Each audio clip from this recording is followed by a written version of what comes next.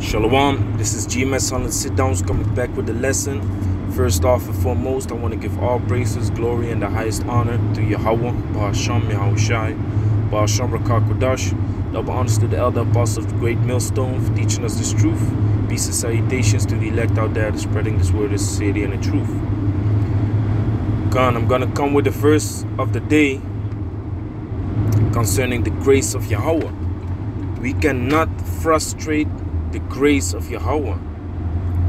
You know, now what does that mean? Look, you had the Galatians, and the Galatians were Israelites living in Galatia that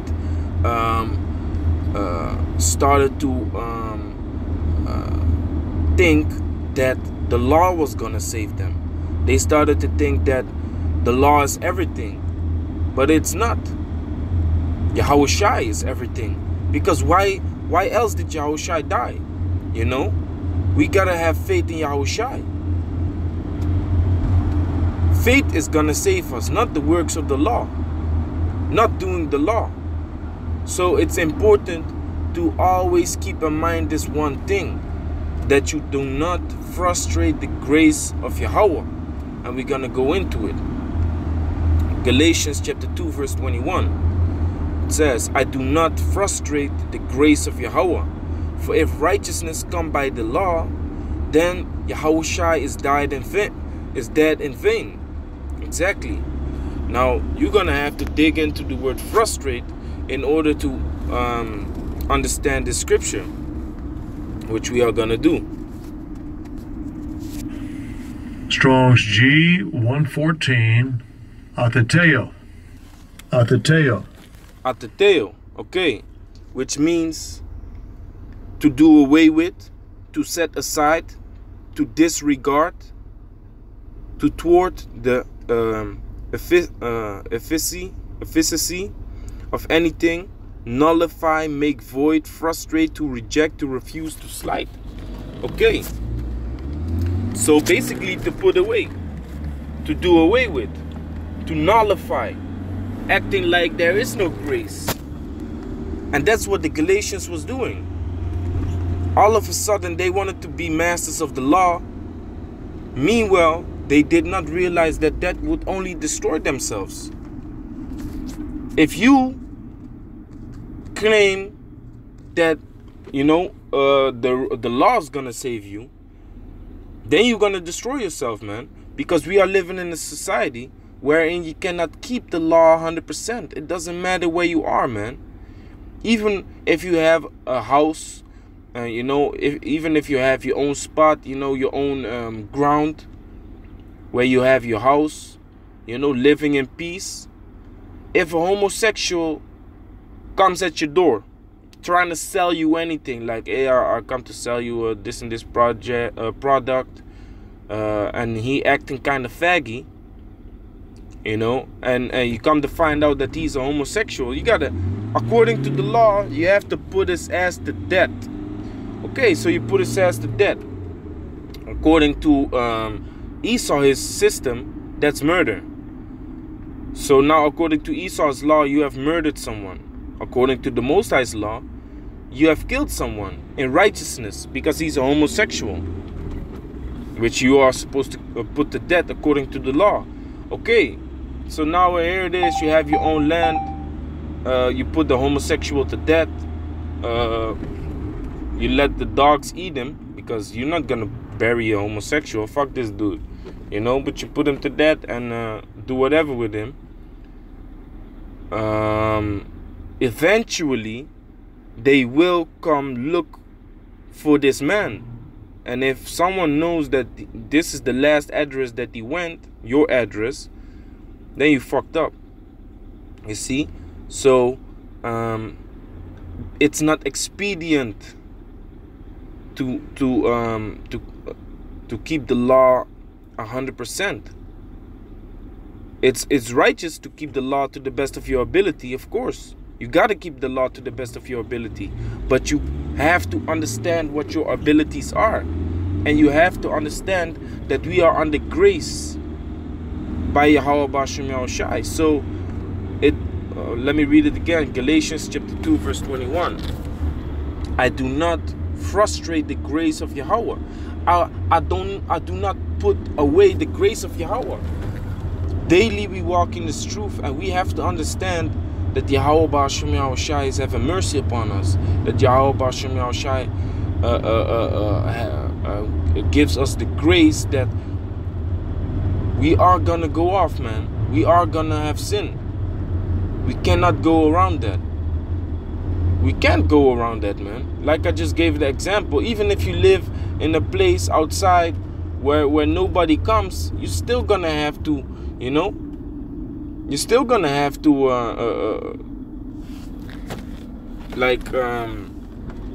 you're still gonna have problems keeping the law 100%. You know, if you have a house,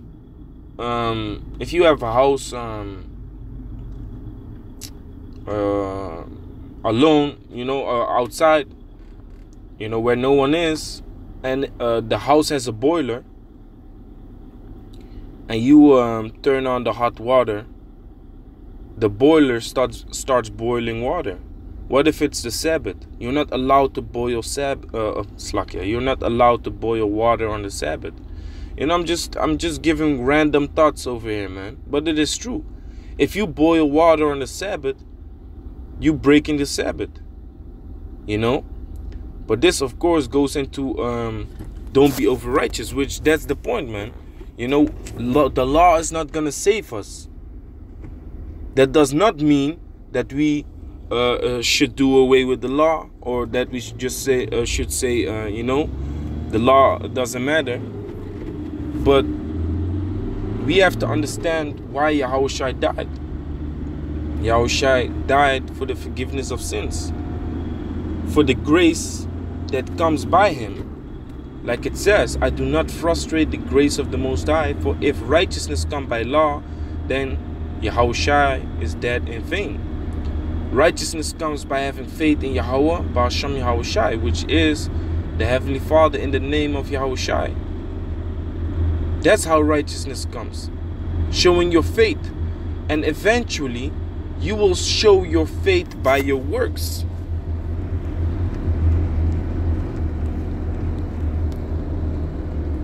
Like it says, in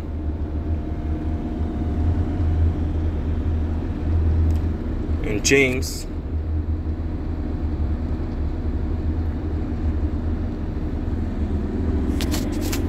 let me see,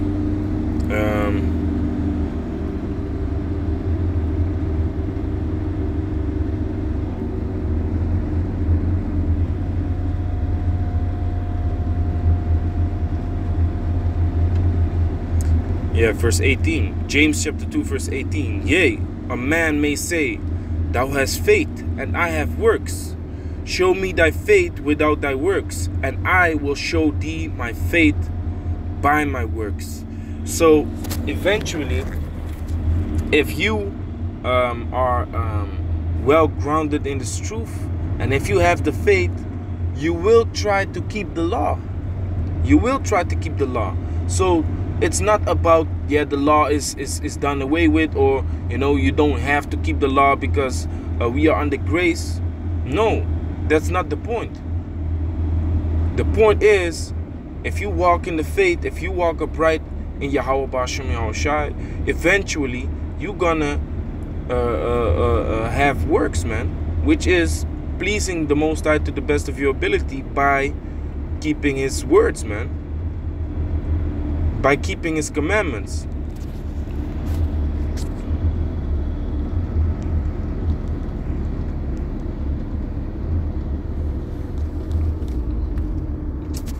Like it says, 1 John chapter 5 verse 3. For this is the law of the Most High, that we keep his commandments, and his commandments are not grievous. So if the doctrine of these Christians would be correct, then the Bible would contradict itself. Or you shouldn't believe the books of the Apostle Paul then. That doesn't make sense. This is the volume of the book, and it does not contradict itself. You know? So what it means is that if you have the faith of Yahawah, sham, Yahawashi, if you have the love, you're going to try your best to keep the law, statutes, and commandments. But you have to understand that that's not the thing that's going to save you. For what else? For then why did Yahawashi die for us? For the grace, the forgiveness of sins. So I know it was going to be a verse of the day, but you know me, I always go to other scriptures. Romans chapter 3 verse 30. Seeing it is one power, which shall justify the circumcision by faith, and the uncircumcision through faith. So that's what's gonna justify you. And if we go into the word justify, always go into the words, Akim. It's very important. The words are gonna give you a better understanding, the meaning of the words. Because Esau, which is the so-called white man with his forked tongue, changed the meaning of words. For example, if we talk about the rainbow, we know it was a holy covenant that the Most High made with Noah. But nowadays, if you ask a little child, what does the rainbow represent? Then the little child says homosexuality. You see? In the scriptures, it speaks about, in James chapter 2, it speaks about gay clothing. Gay, if you ask a child, what does gay mean? He's going to say homosexual. But the word gay actually goes back to happy. Fair. You see? So Esau has been changing the meaning of words. So you always got to go back to the Hebrew and the Greek. So this is the word justify. To render righteous or such he ought to be. To show, exhibit, evince one to be righteous such as he is and wishes himself to be considered. No, that's nonsense. To declare, pronounce one to be just. To render righteous or such he ought to be. Yeah. So you will be rendered righteous in the matter that you have to be, whether circumcised or uncircumcised, you know. And here it's speaking about whether you are Israelite, raised up with the law, statutes, and commandments, or whether you were an Israelite foreigner, where Paul was going to. Verse 31. Do we then make void the law through faith? Yahawah forbid. Yea, we establish the law. So here you see, no, the law is not done away with. The law is not done away with. Should we then make void of the law through faith? No. That does not mean you can go out and murder. That does not mean you can go out and steal.